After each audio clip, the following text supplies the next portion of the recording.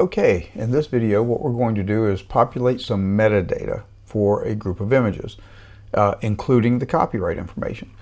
So what we do is before we ingest, and we'll cover this on a video just on ingesting, but I've basically created a folder called the 2025 IMSA Rolex 24 at Daytona. Okay, and I've put in 519 images. Okay, and these are all just your basic raw files out of the camera. No edits, no metadata, no nothing.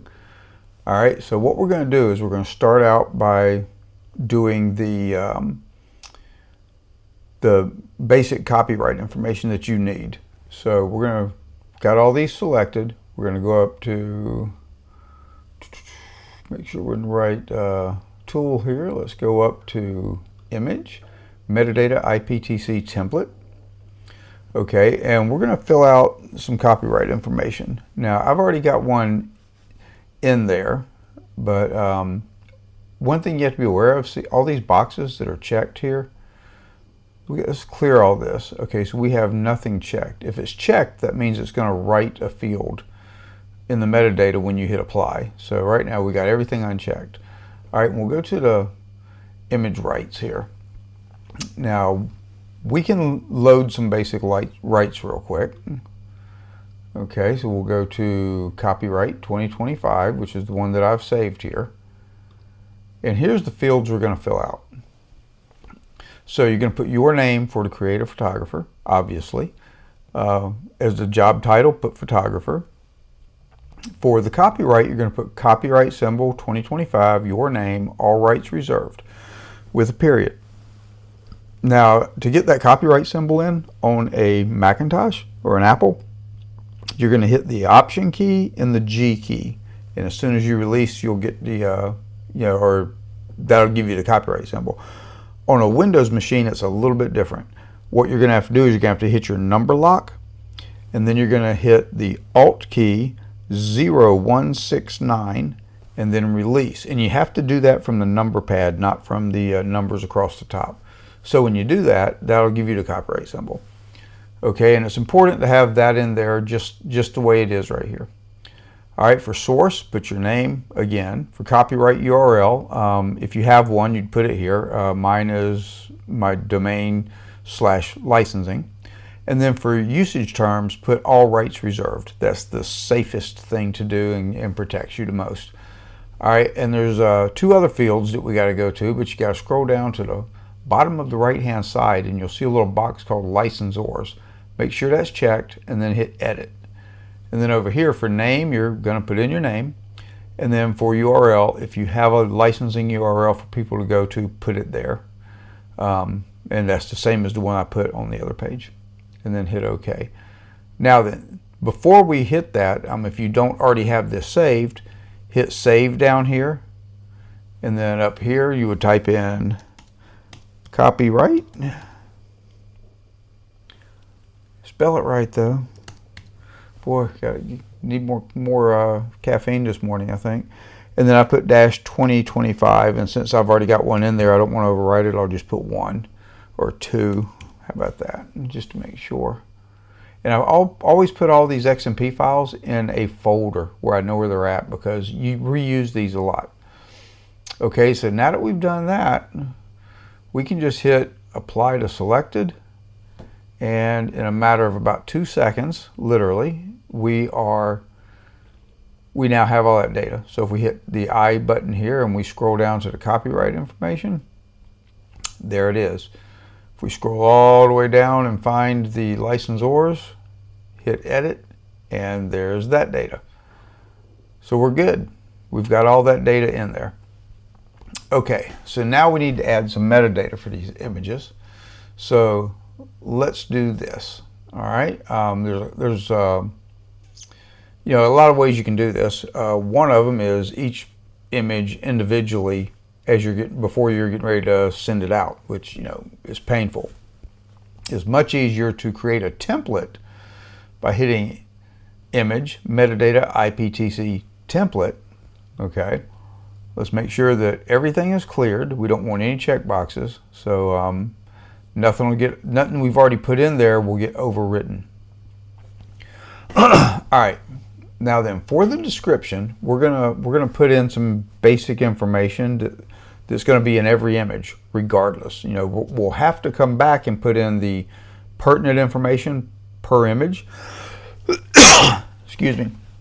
Like if I need to say, you know, car 65 driven by whoever and the team name, then you know that's a lot of typing. So we're gonna use code replacements to make that a lot faster.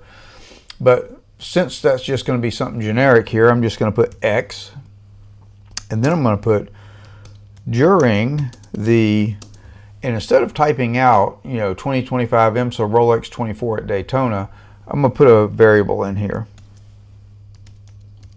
called folder. And see, this is why we used that folder name. What we put in there as the folder name is a useful piece of information. And we can use that in some other fields in here. So we're going to do that. So now it's going to say X during the 2025 IMSA Rolex 24 at Daytona. Okay, and then we'll just put a period there. Okay, for the event, we're going to put the folder name again.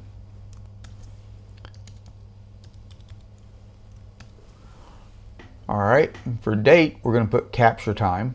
You can shut this down. You can put today, you know, whatever dates there, and modification time, capture time, because that's accurate. That's when it was taken, provided you set your time on your camera and it's correct.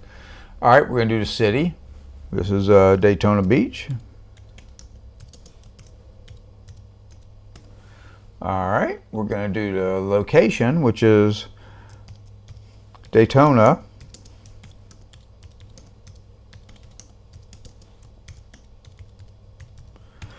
International Speedway. We're going to put the state, we're going to spell it out. For country, we're going to spell that out.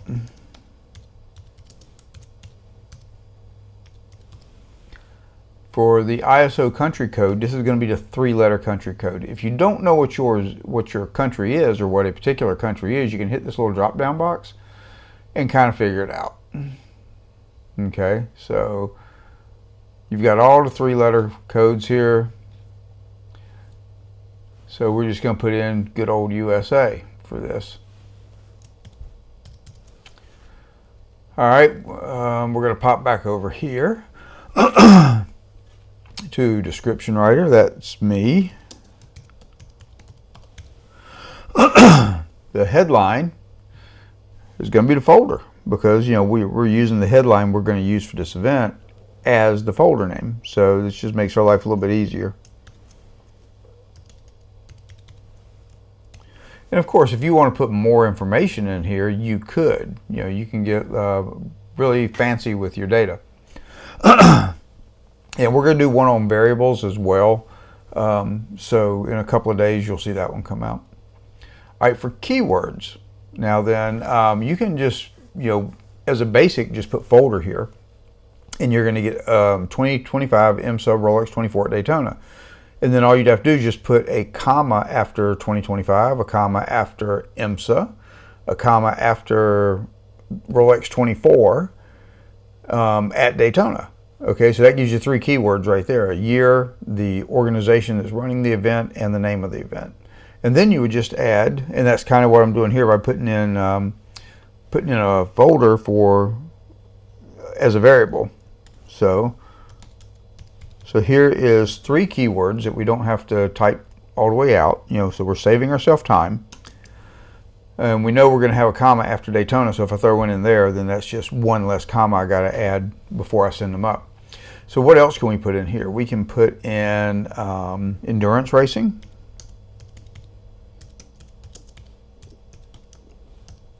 motorsports, DIS, which is the abbreviation for Daytona International Speedway. We can also put in Daytona International Speedway.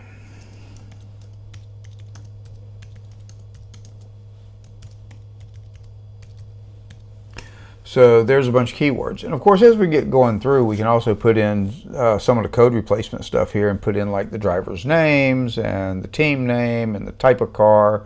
You can get crazy with metadata. I wouldn't. I would just put in the pertinent stuff. And they should be able to get more out of the caption as well. Because like if you send this up to a wire service, you can search and it's going to search the caption as well. So if you're typing in a guy's name or an athlete's name or whatever, or a car, it'll bring all that information up. If it's in the caption, that is. Okay. So we've got all that information in. And we're going to scroll down, and we're not going to have to put in any copyright information because we've already done it. But down here for category, I am going to put in SPO because these are kind of for the wire service. So you need to have that in there. You don't need to have that. And then that should pretty much take care of it. And of course, the licensors is already there from the copyright information.